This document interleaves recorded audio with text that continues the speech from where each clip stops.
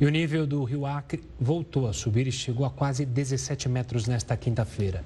O patamar está acima dos 16 metros há 3 dias. Por causa disso, mais de 1.800 pessoas precisaram deixar as casas na capital Rio Branco. O maior nível alcançado do rio foi em 2015, quando superou a marca de 18 metros. Em todo o estado, o número de desabrigados e desalojados já supera os 20 mil. As fortes enchentes fizeram 17 das 22 cidades acreanas declararem situação de emergência.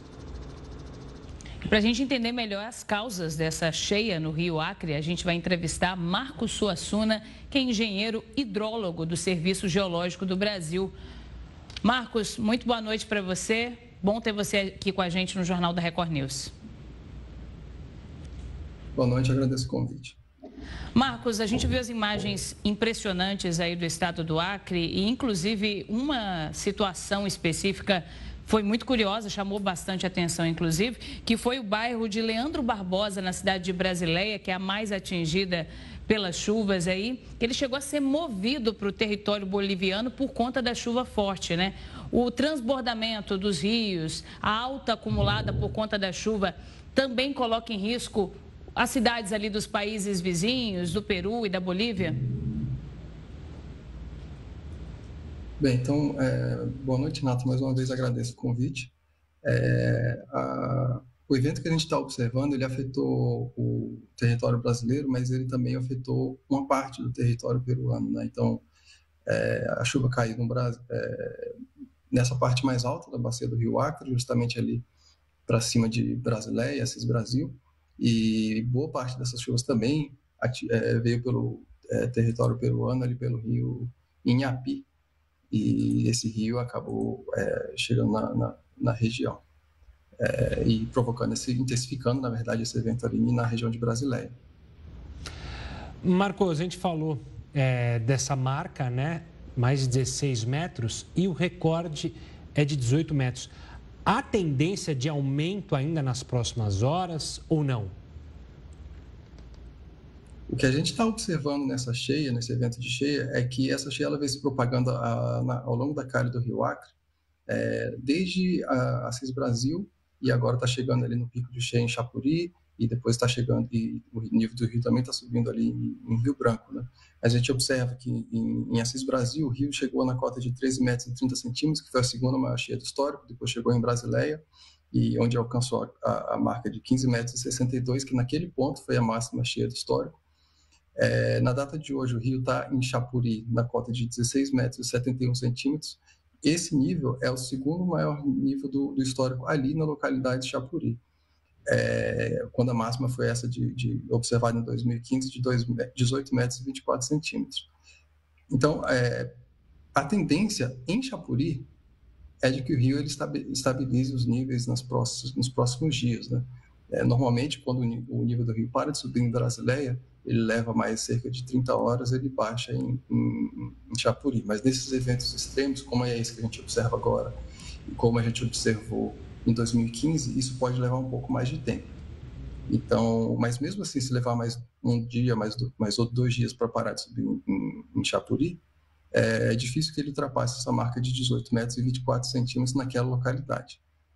A preocupação fica para a propagação dessa cheia até chegar em Rio Branco, que em Rio Branco, possivelmente, o rio pode continuar subindo por mais algum tempo.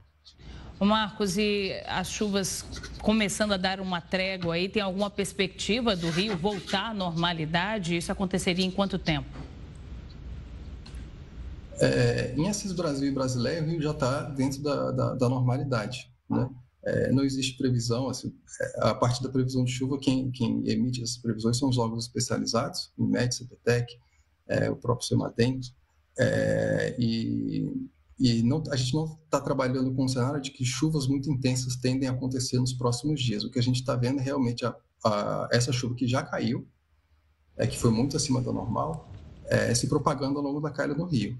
Então, igual eu falei, em Chapuri a tendência é de que isso esteja perto do pico, vamos dizer assim, né? O rio, a gente já não está prevendo que o rio suba muito além dessa cota que está sendo observada hoje.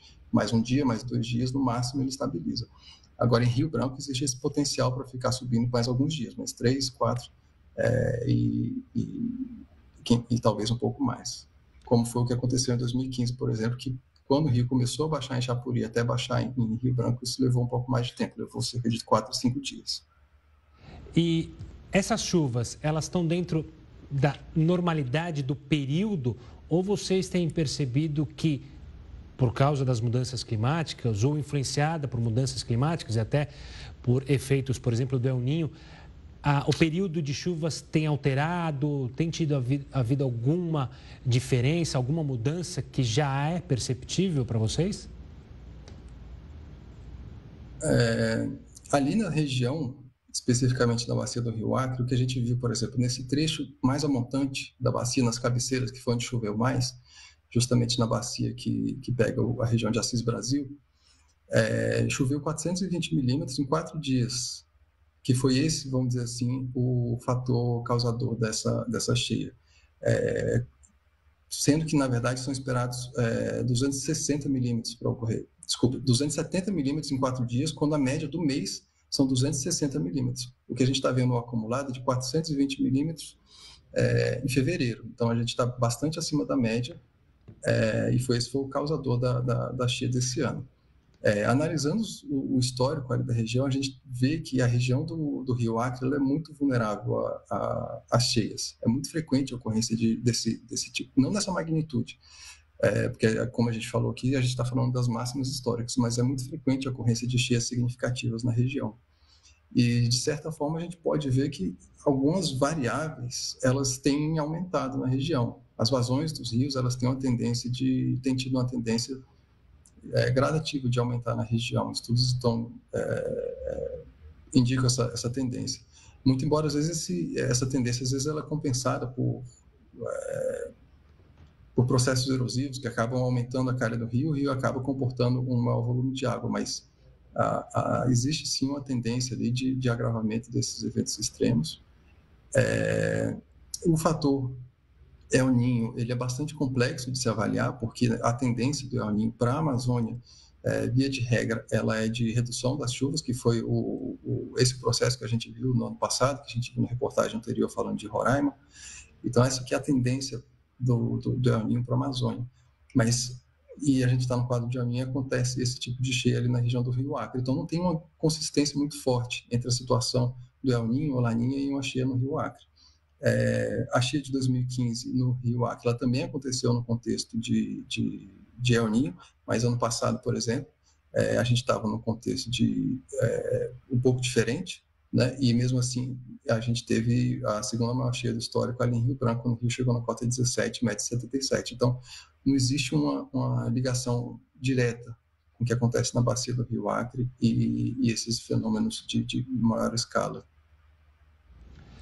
Tá certo, quero agradecer demais a sua participação aqui conosco, analisando e fazendo a gente entender o que ocorre lá no Acre. Obrigado pela participação, até uma próxima. Eu que agradeço, Gustavo, agradeço, Renato, boa noite para vocês.